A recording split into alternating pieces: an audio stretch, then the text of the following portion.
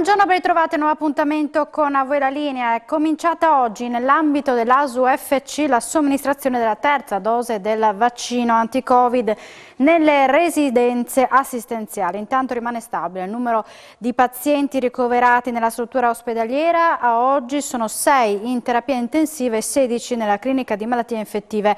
A illustrarci la situazione è il direttore di ASUFC, Denis Caporale.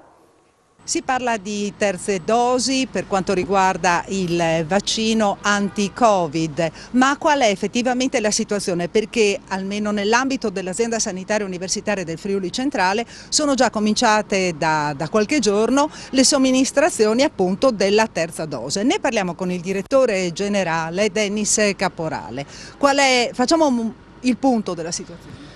Noi abbiamo iniziato con le terze dosi, in particolar modo sui sanitari abbiamo avuto delle sedute qui direttamente al Santa Maria, dedicate naturalmente ai sanitari.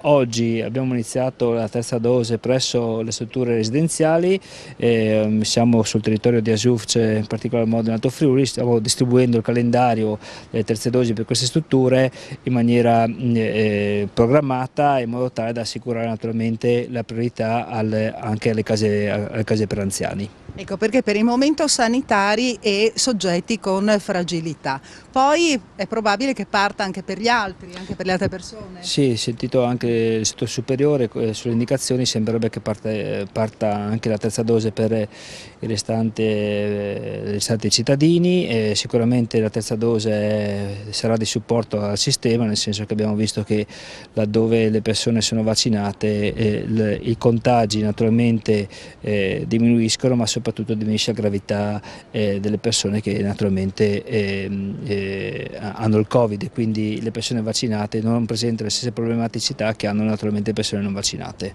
Ecco, quindi già dai prossimi giorni anche le persone che non rientrano nelle categorie indicate potranno accedere facendo richiesta, chiaramente prenotandosi, oppure ci si può presentare direttamente sul posto? In questo momento prenotandosi, diciamo che non abbiamo avuto questa grandissima fase per la terza dose di prenotazione, nel senso che i numeri ancora non ci danno un exploit della terza dose, e speriamo che questo possa avvenire nei prossimi giorni.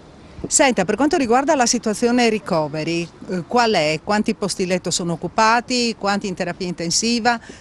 Così diamo un'analisi un attimo, no, di quello che è l'andamento anche del Covid. Stamattina i ricoverati in terapia intensiva Covid erano 6 e 16 persone erano ricoverate a malattie infettive. Ed ora andiamo a vedere la situazione ricoveri nella clinica di malattie infettive, che è stabile da alcune settimane. Nella maggior parte dei casi si tratta però di persone non vaccinate. Vediamo.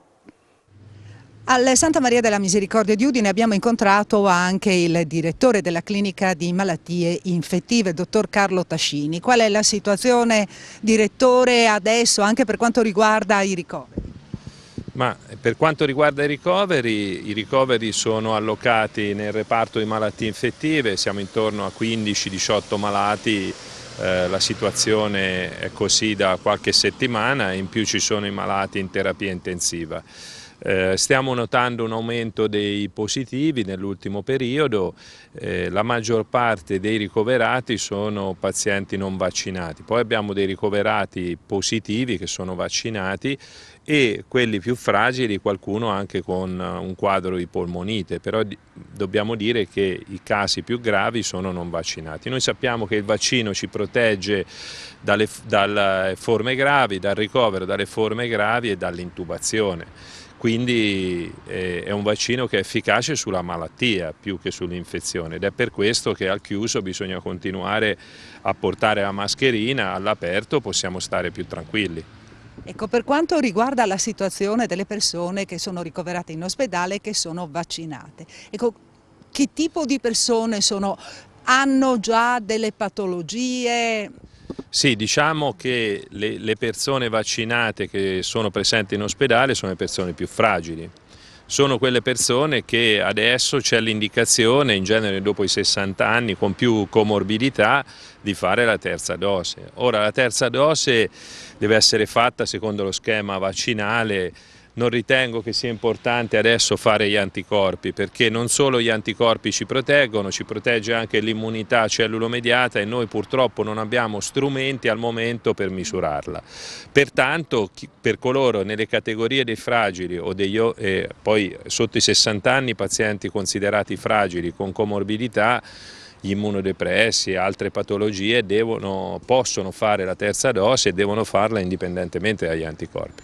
Ecco, per quanto riguarda tutte le altre persone che hanno già fatto la seconda dose, bisogna aspettare chiaramente i 6-9 mesi per la terza dose. Lei la consiglia in questo caso? Ma guardi, al momento le autorità sanitarie ci consigliano di farla sopra i 60 anni. Adesso ho visto che ieri sul giornale c'è discussione su questo, anche perché i dati devono essere acquisiti. Ci sono i dati di Israele che ha somministrato la terza dose con un aumento della risposta immune dei pazienti e una riduzione delle ospedalizzazioni che si erano avute. Purtroppo il vaccino è uno strumento di protezione, è efficace, non è il massimo, però è l'unico che abbiamo e quindi per evitare ulteriori strette sugli ospedali è necessario che coloro che siano nelle categorie a rischio, che ripeto sopra i 60 anni e i pazienti fragili, facciano la terza dose. Senta, per quanto riguarda invece quelle frange di popolazione che non si vaccineranno mai o che perlomeno continuano a dichiarare di volersi sentire liberi, qual è il suo appello da direttore di una clinica di malattie infettive? Ma guardi, io penso che la libertà è anche libertà dalla malattia, quindi il vaccino ci libera dalla malattia, no? Quindi io rispetto le opinioni di tutti e sono per la discussione e per il confronto, però il confronto deve essere basato su dati scientifici. I dati scientifici ci dicono che il vaccino è migliorabile, ma che al momento è l'unico strumento di prevenzione di una malattia che è una malattia seria. Ora, qualcuno magari sarà anche confuso su quali sono le caratteristiche del vaccino, la capacità di protezione, eccetera. È spaventato, ma lo capisco, insomma, è anche confuso e spaventato. Noi siamo qui anche per dare delle informazioni. In genere poi i pazienti che si ammalano si rendono conto che la malattia è molto peggio della paura del vaccino, perché il vaccino RNA messaggero ha veramente pochi eventi avversi e quegli eventi avversi che ha sono sempre meno della stessa patologia determinata dalla malattia del Covid e vedo che molte persone che erano confuse poi si rammaricano quando stanno male. Poi, ripeto, io rispetto tutti, noi siamo disponibili a confrontarci con tutti, però è bene farci una riflessione sul fatto che questa patologia dopo una certa età può avere anche delle forme molto gravi. Anche oggi dal pronto soccorso abbiamo ricoverato direttamente un paziente in terapia intensiva, quindi esistono... Quanti anni? Sì, questo paziente ha più di 70 anni, però esistono anche nei cinquantenni e sessantenni dei casi gravi, anche nei quarantenni se ci sono fattori di rischio, quindi raccomando di fare una riflessione su questo, anche perché gli ospedali hanno sofferto in passato, abbiamo avuto difficoltà a curare le altre patologie e ci sono dati del 2020 e 2021 che altre patologie, faccio l'esempio l'infarto, è stato curato peggio che negli anni precedenti per mancanza di accesso, per tanti motivi, però è stato curato peggio. Bene, ringraziamo il direttore della clinica di malattie infettive dell'azienda sanitaria universitaria del Friuli Centrale, Carlo Tascini, e restituisco la linea allo studio. Grazie a Isabella Gregoratto. È partita questa mattina la 19ª edizione dell'Orienteering studentesco in centro storico a Udine. Dopo un anno di stop causa pandemia, 250 studenti si sono dati appuntamento in Piazza Libertà per conoscere in modo diverso le peculiarità della città. È partita questa mattina la 19ª edizione dell'Orienteering studentesco in centro storico a Udine. Mi trovo con Paolo Di Bert, che è il presidente della Friuli Orienteering, proprio perché sono partiti 250 studenti questa mattina. Come sta andando? Sta andando molto bene, soprattutto grazie al tempo che ci sta dando una mano. I ragazzi sono distribuiti su 4 percorsi, devono raggiungere 10 punti di controllo e rispondere a delle domande sui monumenti o le piazze della nostra città. Gli studenti coinvolti sono tutti delle classi prime di diversi istituti e mi diceva prima che nelle altre edizioni la scorsa non è stata svolta per motivi legati naturalmente alla pandemia, ma il numero era ancora maggiore nelle scorse edizioni. In genere diciamo che istituti come lo Zanon, che è l'istituto capofila, o il Marinoni portavano tutte le prime, quindi immaginiamo che solo lo Zanon portava quasi il doppio delle persone che erano qui presenti oggi. Quindi 800 persone era in genere un numero standard per la partecipazione a questa manifestazione. Quali sono gli istituti coinvolti oltre lo Zanon? Allora abbiamo lo Zanon, il Marinoni, il Percotto, l'Istituto Volta e l'Istituto Marinelli, ovviamente come dicevo prima con una selezione di classi prime. Una selezione di classi prime che magari arrivano anche da fuori Udine, questo modo per far conoscere al meglio la città a chi magari viene da fuori.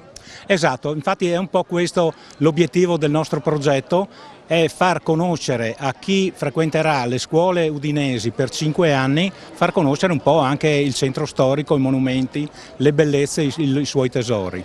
Insomma, un modo per studiare la città in maniera divertente anche. Assolutamente, anche perché poi teniamo conto che gli insegnanti per loro è un'attività didattica e danno anche una valutazione sul comportamento dei ragazzi, li vedono per la prima volta come interagiscono fra di loro, possono capire i loro atteggiamenti e quindi poi fare anche valutazioni sull'aspetto diciamo didattico-culturale. Ecco. E gli studenti come accolgono questo tipo di iniziativa? Cioè piuttosto che stare a scuola, dico.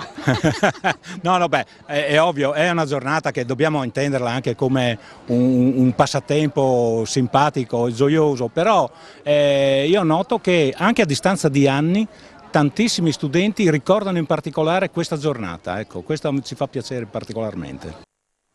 Piccola pausa per la pubblicità, poi ci ritroviamo in diretta da Voi la Linea, tra poco.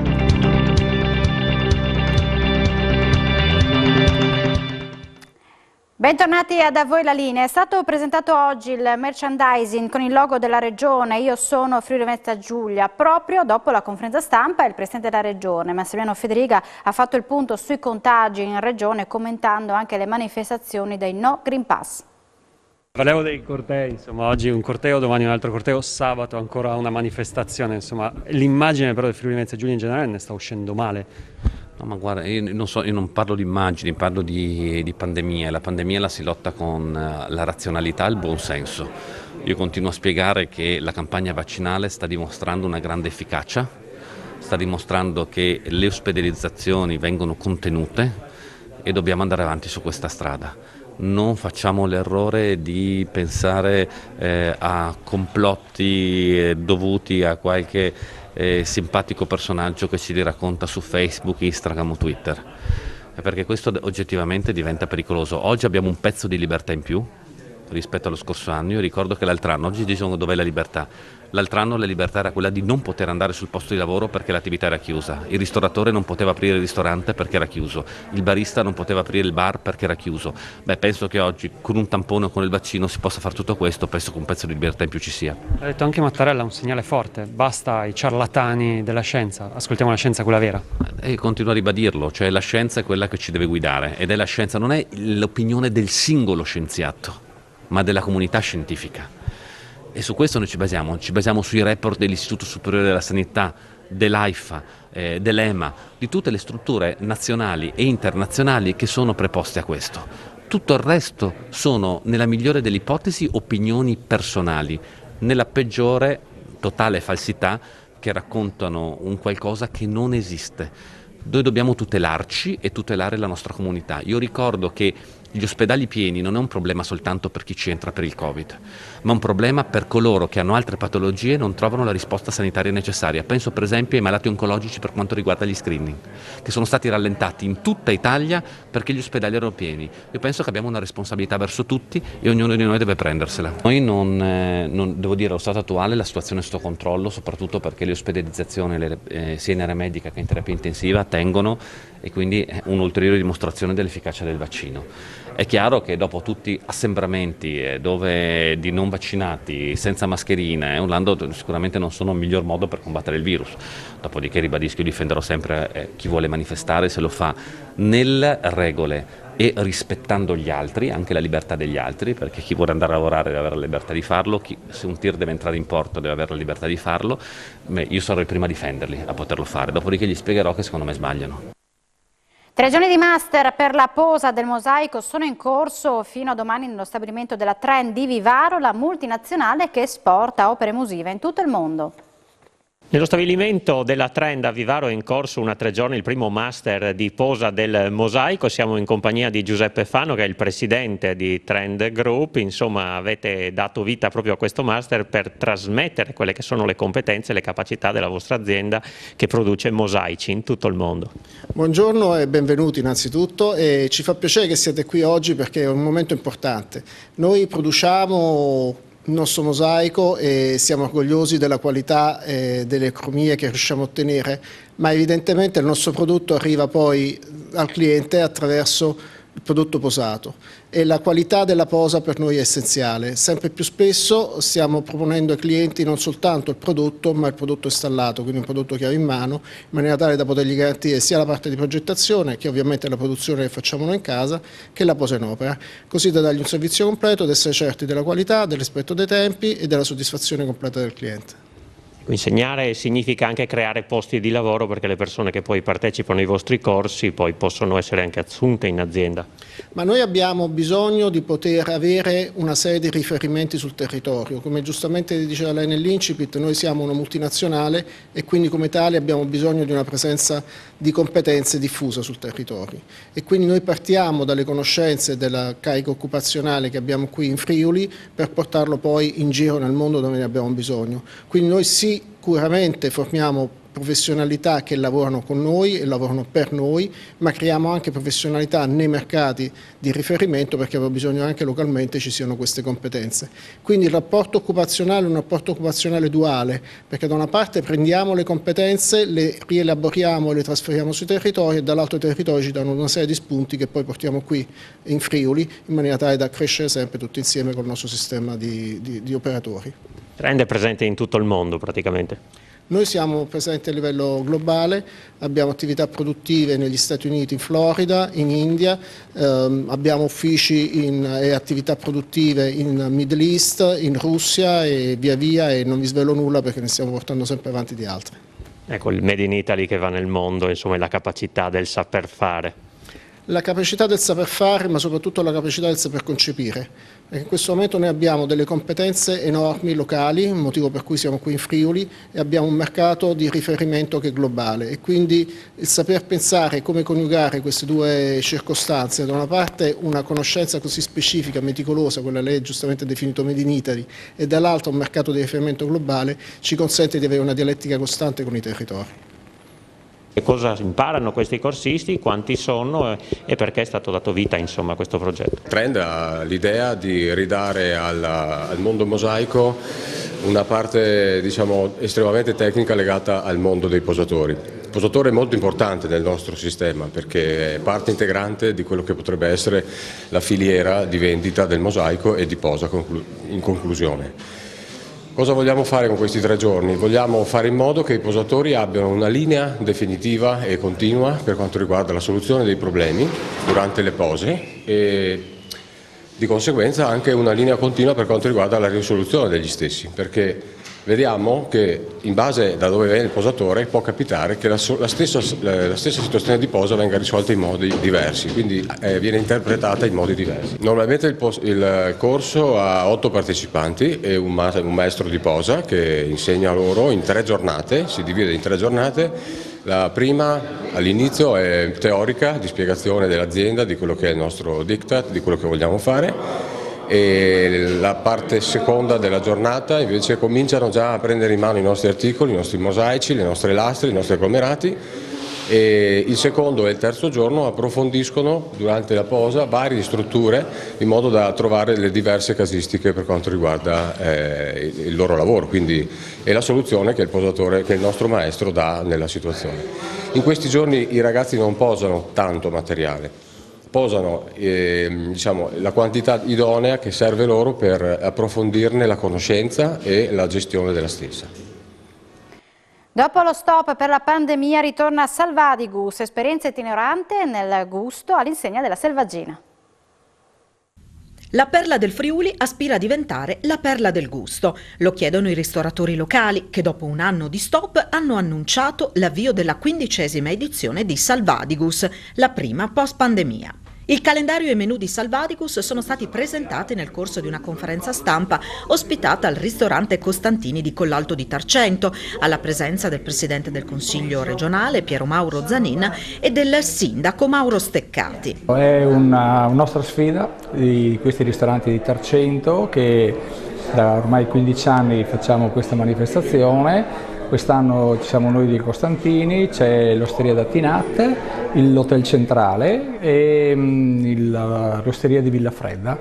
Come ogni anno presentiamo questi piatti di selvaggina con delle cotture diverse dalle tradizionali che rendono questo piatto sicuramente appetibile e molto digeribile. E abbiamo visto che determinati prodotti, determinati frutti, in modo particolare frutti di bosco, ma anche l'ananas si può star bene, riescono sia a creare quell'acidità giusta per alleggerire il piatto, ma anche esaltare poi il sapore del piatto. La serata di presentazione è stata anche occasione per parlare di selvaggina, caccia e sostenibilità. Un'identità del nostro Friuli, e noi senza tradizione, senza identità diventiamo consumatori e basta, cioè diventiamo come tutti gli altri, voglio dire. Quando sei come tutti gli altri, non hai un'identità a cui attaccarti, sei facilmente malleabile, sei facilmente, voglio dire, influenzabile, diventi un consumatore e basta. Non è la questione singola, ma è la questione di una comunità che va difesa e va difesa sui valori, tra cui la caccia è un valore. Insomma così, la valorizzazione dei prodotti cacciati è un altrettanto valore, quindi bravi per questo, perché penso adesso magari è più facile. Se io penso di qui 17 anni fa non era così facile, perché il problema è la sostenibilità, non è che dobbiamo vincere uno o l'altro, bisogna che il sistema sia in equilibrio, e per alcuni anni questo sistema non è stato in equilibrio, e per questo adesso ci troviamo i cinghiali in giro per Roma, con scandalo di tutti, però insomma non poteva essere altrimenti, oppure ci ritroviamo anche a Trieste, ma anche vicino anche presso qualcuno di noi l'ha visto, cioè vicino a casa, se abita in campagna, qualcuno ogni tanto magari, io caprioli li ho visti, anche i cinghiali, quindi per dire bene, perché c'è un approccio corretto. Sostenibilità anche perché il nostro territorio oggettivamente è privo di industrie, tutte le valli del Torre, ma anche partandoci verso le valli di Natisone, sono valli veramente selvagge e prive di quelle che sono un po' le industrie che possono dare inquinamento, eccetera. Come sostenibilità, se ci troviamo la formula di avere i cacciatori che possono in qualche modo fornire i ristoranti e troviamo la formula corretta, questo secondo me potrebbe essere un modo anche per regolare quello che è la natura, insomma, come è sempre stato fatto dai cacciatori, perché alla fine i cacciatori hanno sempre contribuito a mantenere un equilibrio, dando da mangiare agli animali d'inverno quando c'era troppa neve e anche selezionando i capi nel modo corretto. Per lo sport, grande festa ieri sera a Buia per il ritorno dopo i mondiali di Jonathan Milan. Vediamo l'anticipazione. Sei arrivato con la tua Vespa, di che anno? Del 63. Del 63, tua, un regalo che ti sei fatto? Sì, inizio anno, dopo vari anni che ne cercavo una, che accumulavo i soldini, insomma sono riuscito a togliermi questo piccolo sfizio e diciamo che... C'è così una battutaccia per provare l'ebbrezza di andare più piano, insomma, in Vespa.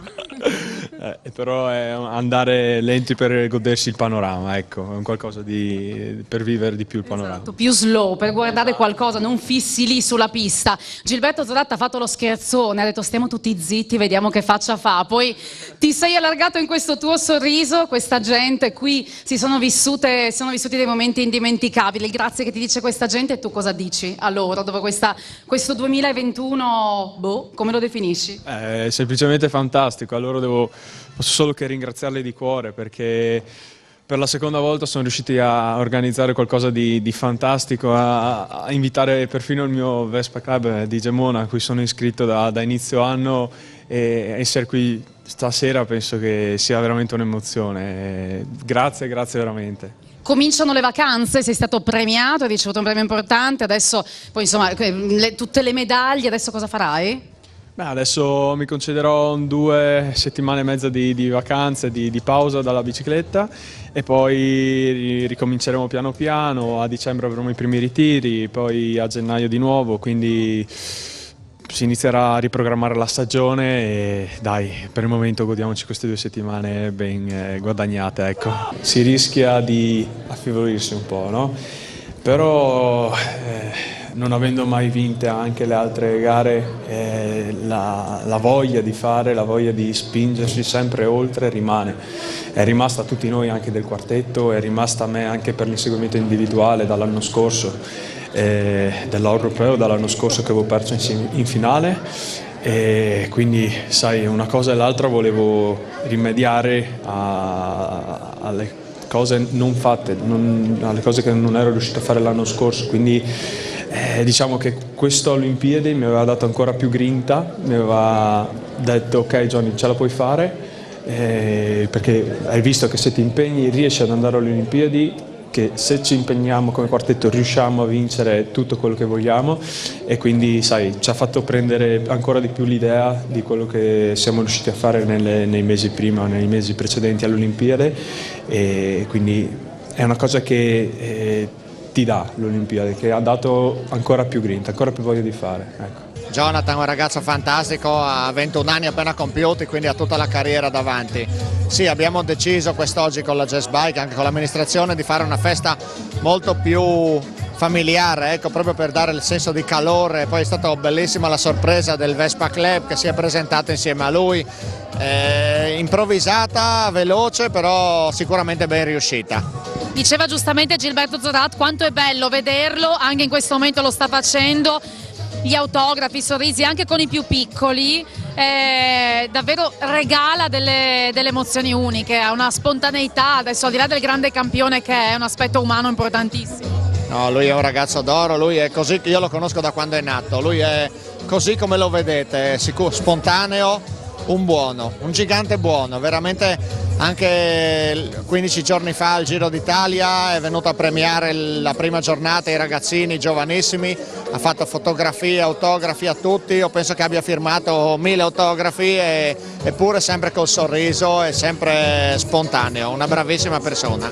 Dobbiamo assolutamente anche raccontare direttamente dal titolare l'emozione che si è vissuta qui al Bar da Ugo, che ormai è diventato il covo del Jonathan Milan Club. Sì, proprio ci ha fatto provare emozioni inenarrabili, proprio io ogni volta che avevo veramente scende la lacrima automatica proprio da sola.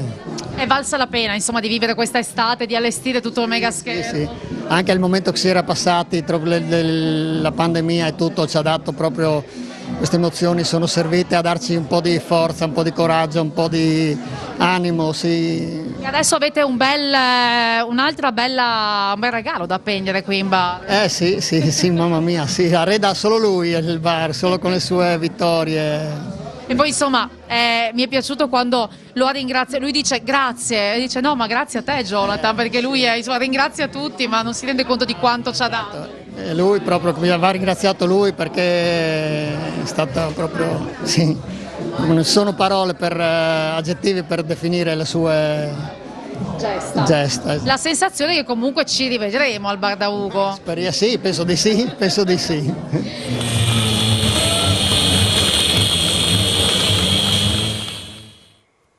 E questa era un'anticipazione, subito dopo la pubblicità appuntamento con uno speciale dedicato a tutti i festeggiamenti per Jonathan Milan. Grazie per l'attenzione e buona giornata.